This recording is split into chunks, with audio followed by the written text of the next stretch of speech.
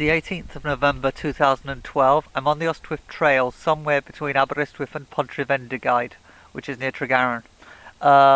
Decided to follow the trail on my bike and came to this spot. It wasn't quite where I was going to go, but this is good enough, and I found a picnic table, and I'm stopping here for something to eat and drinking a much and hot cup of chocolate, which is very nice.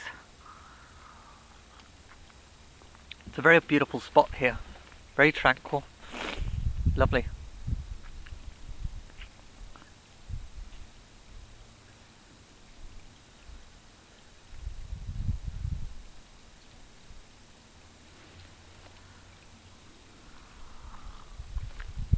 I call this the Wild West out here, because it is wild, very untamed.